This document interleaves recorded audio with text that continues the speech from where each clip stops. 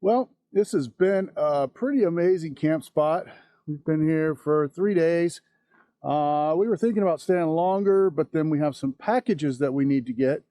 And the closest place we can get them sent to is up in St. George, Utah. So we were going to head up to, just before you get to St. George, Utah, there's a place called Joshua Tree National Monument. Not to be mistaken for Joshua Tree National Park in California. This is actually in Utah. Supposedly there's some pretty good boondocking spots there.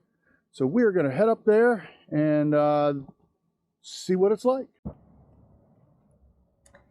As our viewers know, we've been doing a lot of boondocking lately, and that comes with no hookups at all. So just to make sure you guys are aware, there are lots of places, especially out west, where you can stop and use a dump station, refill your water. Now it's going to cost you a little bit.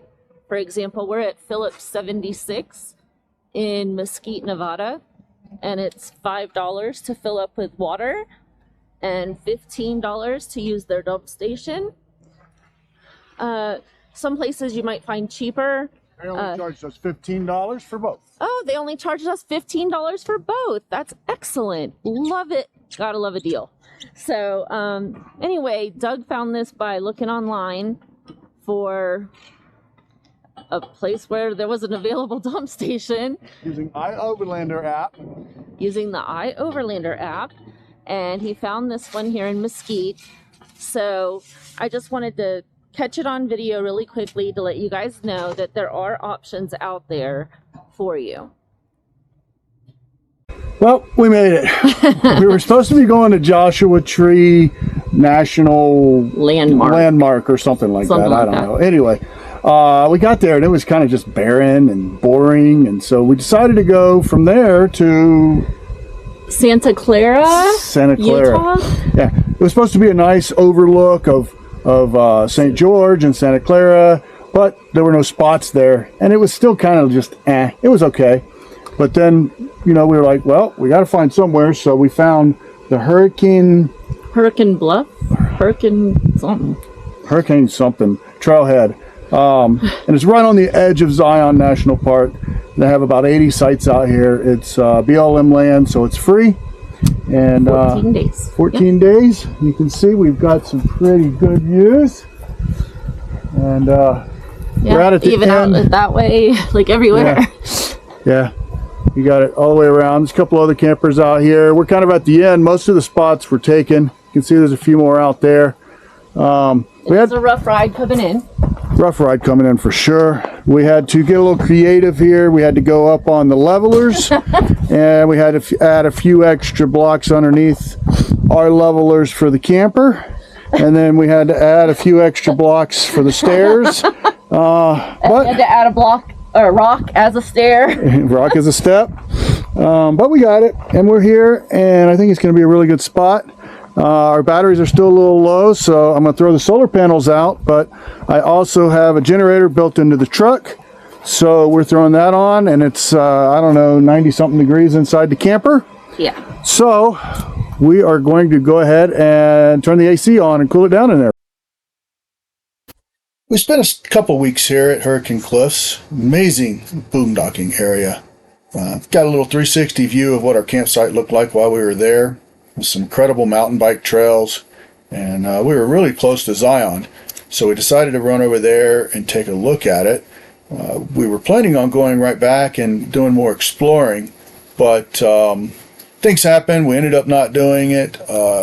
We went back a couple weeks later and we hiked the Narrows, but you won't see that on a video for a couple more weeks. After this, we headed over to Moab and did some exploring around there, so that's what I'll show you next. How you doing today, buddy? Better get away from him before you get mad. Here's another one. Are you his girlfriend? Poor baby. Yeah. Camping here in Moab, Utah. Kind of see in the background, kind of hard to see the red rocks there. And as you scroll around, kind of out here in the middle of nowhere, got the mountains in the background. It's a beautiful spot. But one of the downfalls of off-grid living is when storms come. As you can see over here, we've got a nasty dust storm coming. It's fixing to get really bad. Wind's picking up. You can see all the dust forming. Might even rain a little bit. Can't believe these people here in the tent. That's going to be bad, bad, bad.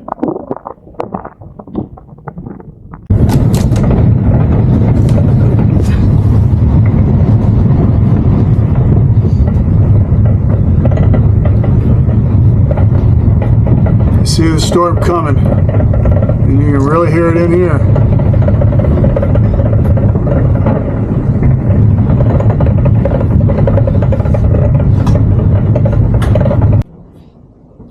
Battening down the hatches, baby. Well, it got really, really windy, and we don't want to damage our slide toppers or anything. You can see our camper is really small when you bring in the slides. Yeah, but it's better safe than, you know. Jessica's trying to work here, but, you know, I think that was the main part of the front of it. I don't know if it's going to get worse or if that's the worst of it, but we are here, and let's see. You see the people over there grabbing stuff. Tent over there, Dust. it's about blown away. Dust everywhere.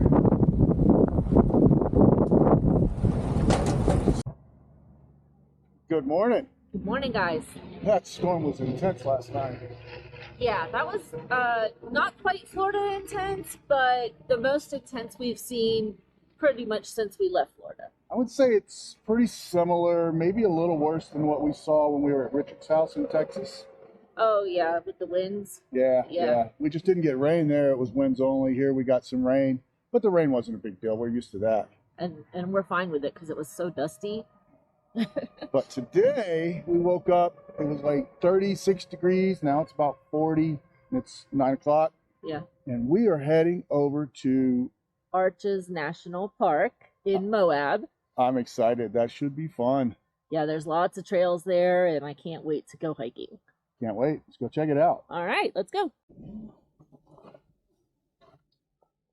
One important note when coming into Arches National Park: you must make a reservation ahead of time.